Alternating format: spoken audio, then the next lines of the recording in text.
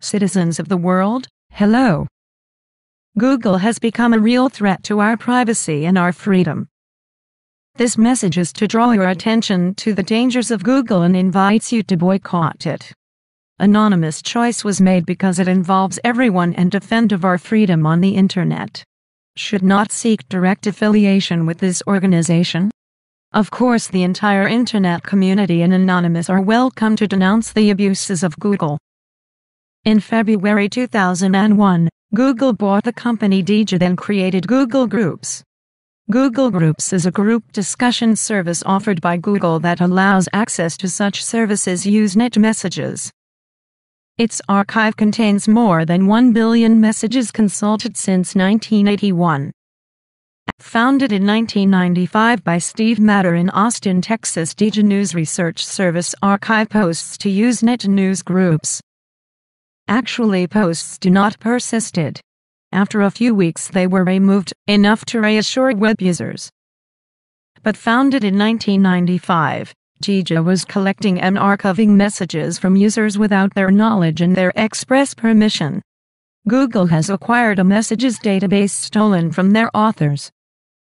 Moreover, without the advice of interested, Google is allowed itself to reference in its search engine and publish publicly.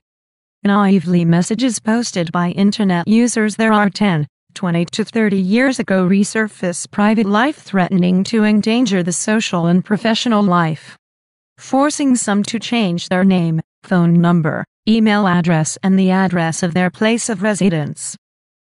This is because in some cases Google will not delete messages online. In Google Groups, to access the messages to remove, Google requires authentication with the email address that the message was posted. Or the example of users in France, some internet providers like 9online, Wanadu and other such no longer exists, it is not possible. Mail addresses doesn't exist and it's impossible to recreate them. Internet users are faced with information posted in Google Groups that affect and are unable to have them removed. To difficulties in finding a job, he quickly questioned his posts in the discussion groups. In fact, today, employers are searching the internet before recruiting. He therefore contacted the legal Google France with a long list of messages to delete, requiring the intervention of the technical services of Google to remove them. Showing of bad faith, Google responded to follow the usual procedures. But this is because the usual way could not work, that the computer engineer by profession had contacted the legal department for Google Technical Services intervention. If the computer engineer has contacted the legal department of Google, it's because it is not possible to contact the support services directly. In desperation, the computer engineer goes to Google, in Paris, Avenue d'Opera and London Street. The computer engineer has been denied to access to the premises by the security services, requiring Google sending a post mail. To date, the posts are still not deleted by Google. There is indeed a nuisance, Google refusing to delete messages that users are the authors. Beyond the risk, there is a reality.